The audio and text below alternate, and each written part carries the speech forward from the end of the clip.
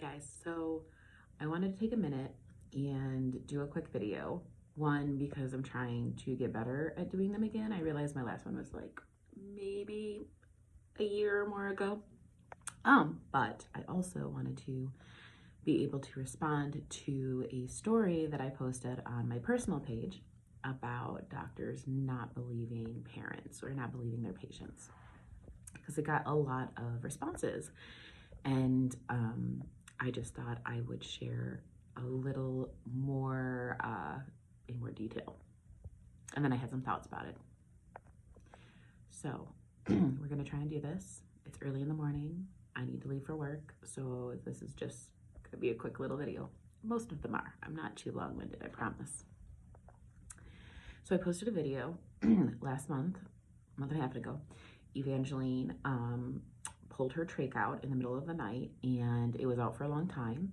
And I looked at it and I decided we needed to go to the hospital to have it put back in.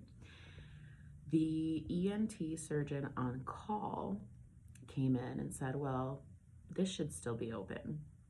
The stoma, it should still be open and you should be able to put the trach back in. And I said, it's not open. Maybe it should be, but it's not, I can tell you that. And I didn't want to hurt her. And so then he was like, well, why don't you feel comfortable replacing this trach for your daughter? And so I got a little defensive. I said, I feel comfortable as long as I'm not going to hurt her because it's closed. And again, he said, no, you're going to find out. We're going to go into surgery and we're just going to be able to slip it back in. And it's not going to be a big deal. And they don't close for 48 hours. Cool.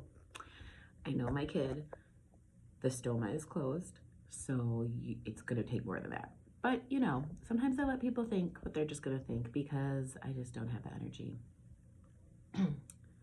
So she went back to surgery.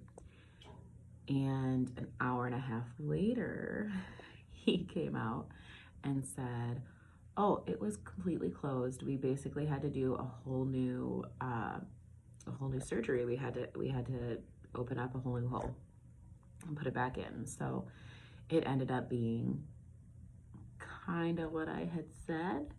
And so I posted something, just like a little Instagram story about it, about how, you know, here's the story and we need to believe parents, right? And listen to them because they do know their children. And a lot of people were like, yes, I hate it when doctors don't listen. I hate it when doctors don't listen. So there were just a couple points that I wanted to make. First, I don't know if many people know this, but you can fire your doctors. You're not stuck with doctors. And if a practice tells you are, or if your insurance tells you are, that's simply not true. And there are people out there who can help you navigate that. I found really, really early on with Evangeline and with all her needs, the importance of having doctors who will listen to you and who will communicate with you and who have similar values as you do, okay? And in values, I don't mean like, oh, they don't buy this brand because of this. I mean, I'm talking about the value of human worth regardless of its size, shape, appearance, or ability, right? That's what I'm talking about. And it's really important to have those good relationships. So the first thing I wanted to point out is this was the on-call doctor who we are extremely thankful for, right? Because he was able to be on call and assist us and take care of our daughter. He was not my doctor. I take a lot of time to try and cultivate good relationships with my doctors and to help them understand where I'm coming from and to get a good feel about where they're coming from. Not every doctor we see right now we have that relationship with, but we are working towards it. And my big people, my neurologist, our pulmonologist, those are probably the two that we see the most, and our family doctor or pediatrician, I've taken time. I know them, I speak to them, and they take me seriously and they listen to me when I have concerns, which is what you need from medical professionals. And also I just feel like, you know, this reminder, like you have choice. Doctors provide a service, and you don't have to put up with people who do not listen to you or who do not treat you with respect. You don't have to do that. And I think it's really interesting, especially if you're dealing with different bodies, right, that kind of like veer from the norm. It's okay to kind of